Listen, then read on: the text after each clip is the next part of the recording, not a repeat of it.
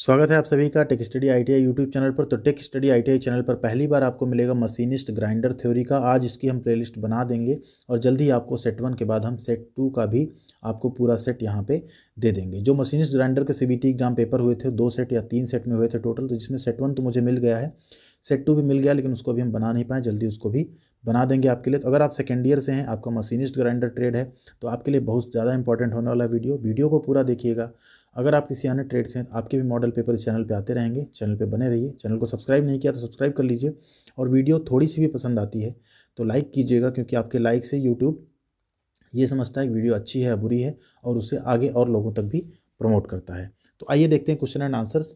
और इसमें जो लास्ट क्वेश्चन है, सबसे लास्ट क्वेश्चन, वो आपके लिए है, जिसका आंसर आपको हमें कमेंट बॉक्स में करके बताना है। जिसका भी कमेंट सही होगा एज यूजुअल हम उस पर लाइक और रिप्लाई जरूर करेंगे। पहला क्वेश्चन यहाँ पे देखते हैं। ये आपके सीबीटी एग्जाम का ही क्वेश्चन है, जो कि पहले आपने पूछा भी जा चुका है।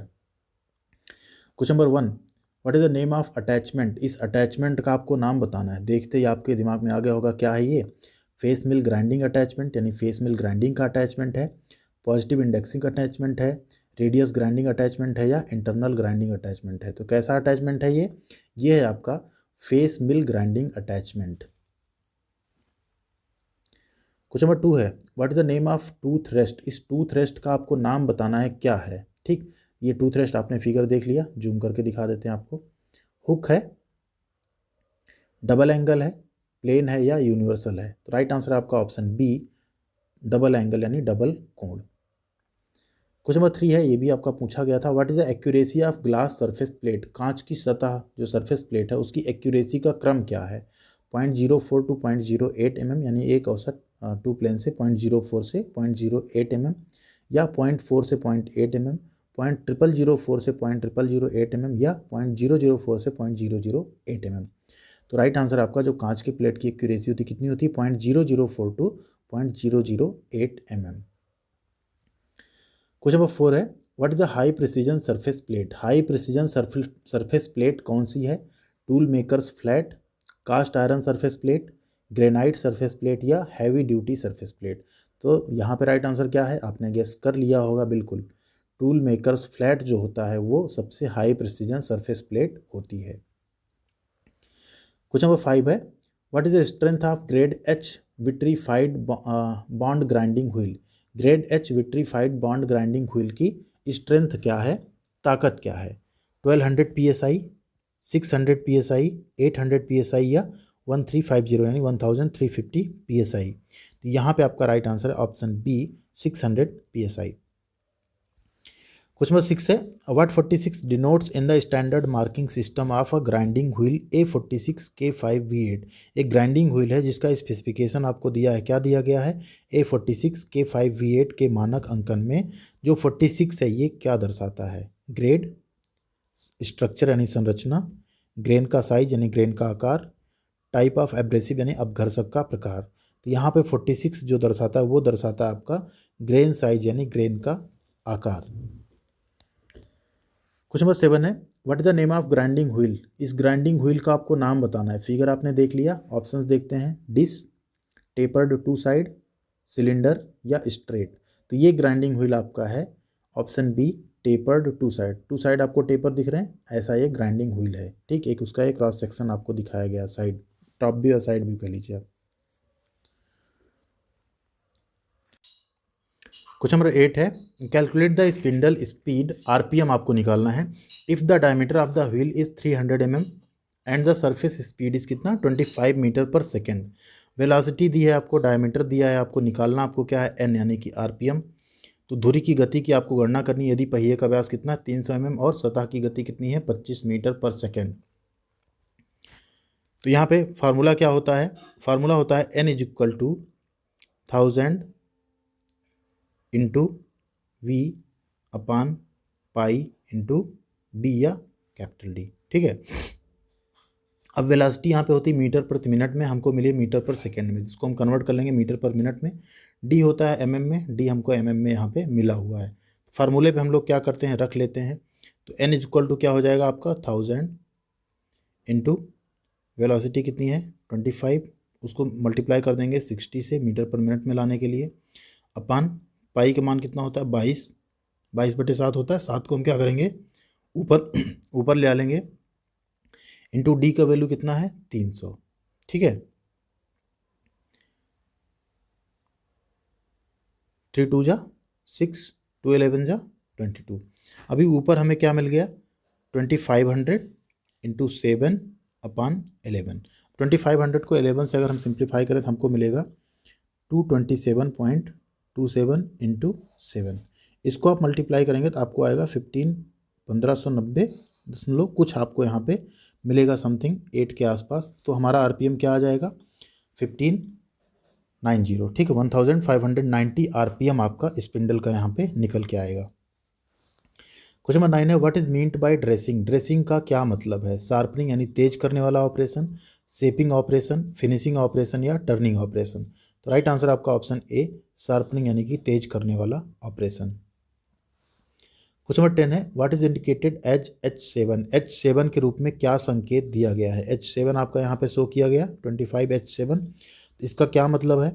फंडामेंटल डेविएशन यानी मौलिक विचलन है, एक्चुअल डेविएशन यानी वास्तविक विचलन है, अपर डेविएशन यानी ऊपरी विचलन है, या लोअर डेविएशन यानी कि कम विचलन है, लोअर डेविएशन है, ठीक है। तो इसे हम क्या बोलते हैं? फंडामेंटल डेविएशन बोलते हैं। जो H7 वो क्या है? Fundamental deviation. क्वेश्चन नंबर 11 है what is the type of fit. Fit का आपको प्रकार बताना है। यहाँ पे होल है और ये क्या है? साफ्ट है, ठीक है। यहाँ पे आप देख रहे हैं कितना है 0.018 आपको दिया गया है और ये कितना दिया गया आपको 0.058। तो कैसी फिट हुई आप देख कर ही बता सकते हैं आसानी से कैसी फिट है ये? Transition fit, option B transition fit. Question number 12 है what is the name of grinding process. इस ग्राइंडिंग, अब ग्राइंडिंग का यहाँ पीसने लिखा हुआ है, एक्चुअल में ग्राइंडिंग हमारा वही ग्राइंडिंग रहेगा, की प्रक्रिया का नाम है। इस ग्राइंडिंग प्रक्रिया का क्या नाम है? ड्रेसिंग, ट्रूइंग, माउंटिंग या 11। यहाँ पे ऑप्शन 11 अजीब सा आया है थोड़ा। ऑप्शन ए आपका ड्रेसिंग जो है यहाँ पे राइट आंसर है। क्वेश्चन नंबर 13 है which micrometer has non rotating spindle that advances to contact the work without rotation. किस माइक्रोमीटर में ना घूमने वाला स्पिंडल होता है जो बिना घुमाए आगे वर्क को संपर्क करता है, ठीक है।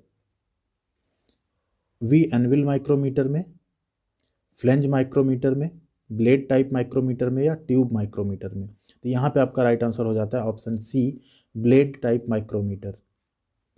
क्वेश्चन नंबर 14 है which gauge is use to check both accuracy and the outside diameter of a taper. एक टेपर का बाह्य व्यास और यथार्थता यानी एक्यूरेसी दोनों को चेक करने के लिए किस गेज का उपयोग होता है? प्लेन रिंग गेज का, टेपर रिंग गेज का, स्नैप गेज का, या प्लेन टेपर गेज का। तो यहाँ पे आपका right answer option B taper ring gauge का। यहाँ पे टेपर प्लग गेज लिखा, टेपर रिंग गेज या टेपर प्लग गेज का वहाँ पे हम प्रयोग करते हैं।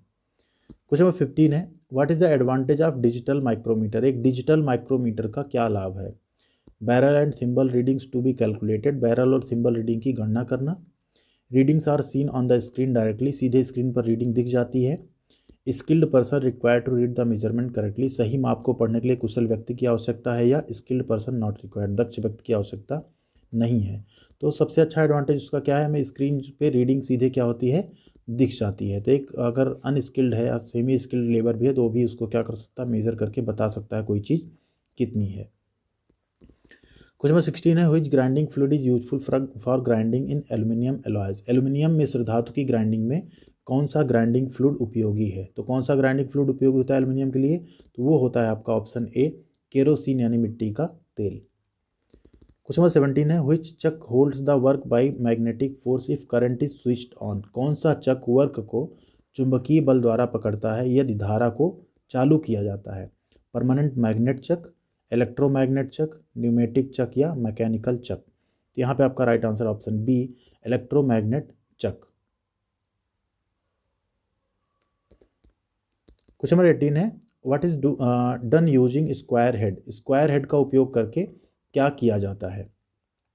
स्क्वायर हेड का उपयोग करके हम क्या करते हैं? चेकिंग एंगल 30 डिग्री यानी 30 अंश के कोण की जांच करेंगे, 60 अंश के कोण की जांच करेंगे, 45 अंश के कोण की जांच करेंगे, या 90 अंश के कोण की जांच करेंगे। स्क्वायर हेड से हम क्या करते हैं? 45 डिग्री कोण की जांच करते हैं। क्वेश्चन नंबर 19 है which is used to check the flatness of the working surface of the measuring jaw and scriber of vernier height gauge. Vernier height gauge के स्क्राइबर और मापक जबड़े की वर्किंग सरफेस की समतलता फ्लैटनेस की जांच के लिए किसका उपयोग करते हैं? नाइफ एज का, टेस्ट डायल टेस्ट इंडिकेटर का, स्लिप गेजेज का या पैरेलल बार का? तो यहाँ पे आपका right answer option A knife edge या स्ट्रेट एज का। क्वेश्चन नंबर 20 है what is done in work piece finished by surface grinder using magnetic chuck? चुंबकीय चक यानी मैग्नेटिक चक का उपयोग करके सरफेस ग्राइंडर द्वारा फिनिश्ड वर्क पीस में क्या किया जाना है, क्या किया जाता है? ठीक है, डीमैग्नेटाइज, रिमूव शार्प एजेज यानी नुकीले सिरों को हटाना, क्लीन द वर्क पीस को साफ करना, या remove work piece after stopping the wheel completely, wheel को पूरी तरह से, ठीक, वर्क पीस को क्या करें, रिमूव करें आफ्टर स्टॉपिंग द व्हील, जब व्हील पूरी तरह से रुक जाए तब हम वर्क पीस को क्या करें, रिमूव करें। तो यहाँ पे आपका right answer option A demagnetize. Question number 21 है which machine part is set to the required angle for slide taper grinding? Slide taper grinding के लिए आवश्यक एंगल पर, आवश्यक कोण पर किस मशीन का हिस्सा सेट होता है? बॉडी मशीन का कौन सा हिस्सा? ठीक है, टेबल, बेस या स्पिंडल स्प्रिंग लोडेड सेंटर? यहाँ पे आपका right answer option B table.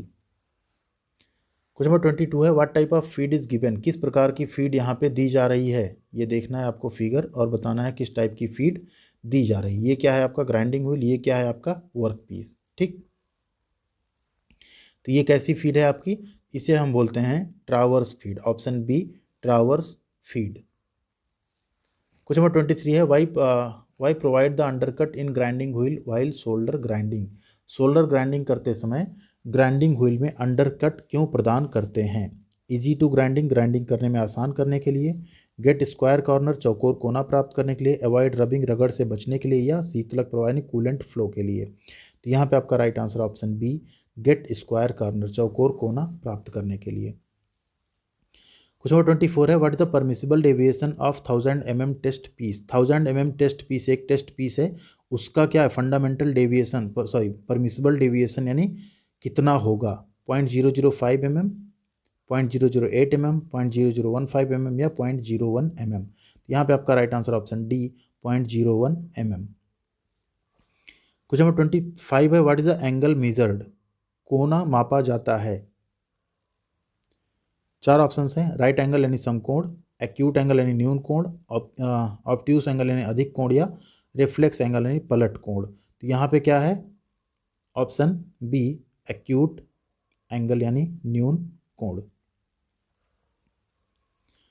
Question number 26 है what is marked as X? इसमें जो एक्स पार्ट है ये क्या है, ये आपको बताना है। ठीक है, साइन बार है, डायल गेज है, डेटम सरफेस है, या स्लिप गेज है? तो ये क्या है हमारा? ये है हमारी डेटम सरफेस। ठीक है, ये क्या है हमारा डेटम सरफेस। क्वेश्चन नंबर 27 है which is the reason for out of roundness in cylindrical shape? बेलनाकार आकार में गोलाई बिगड़ने का क्या कारण है? होल्डिंग मेथड यानी धारण विधि, इम्प्रॉपर व्हील बैलेंसिंग अनुचित व्हील संतुलन से, सफिशिएंट कूलेंट पर्याप्त शीतलक के होने से, या एक्यूरेट मशीन अलाइनमेंट मशीन के सीधे संरेखण सटीक संरेखण से? तो यहाँ पे आपका राइट आंसर क्या है option B improper wheel balancing. अगर व्हील बैलेंसिंग सही नहीं है तो क्या होगा? बेलनाकार आकार में जो गोलाई हो बिगड़ जाएगी। क्वेश्चन नंबर 28 है what is the importance of work centre height in centreless grinder? केंद्र रहित ग्राइंडर में कार्य और केंद्र की ऊंचाई का क्या महत्व है? इंप्रूव कटिंग एबिलिटी यानी काटने की क्षमता में सुधार, increase grinding wheel life, grinding wheel की लाइफ बढ़ जाती है, supporting the regulating wheel, regulating wheel का सहारा देना, या एक्यूरेसी ऑफ राउंडनेस, गोलाई की सटीकता? तो यहाँ पे आपका राइट आंसर क्या है option D accuracy of roundness. जो सेंटरलेस ग्राइंडर होता है उसमें जो वर्क सेंटर हाइट होती है वो क्या होती है? Accuracy of roundness. उसका इंपॉर्टेंस इसकी वजह से होता है। ठीक, क्वेश्चन नंबर 29 है how many methods are used in internal grinding? Internal grinding यानी आंतरिक ग्राइंडिंग में कितने तरीकों का उपयोग किया जाता है? 3, 5, 4 या 2? तो राइट आंसर आपका यहाँ पे ऑप्शन डी 2 तरीकों का। क्वेश्चन नंबर 30 है why to support the back rest while grinding lengthy job? लंबी कार्य ग्राइंडिंग करते समय बैक रेस्ट को सहारा क्यों देते हैं?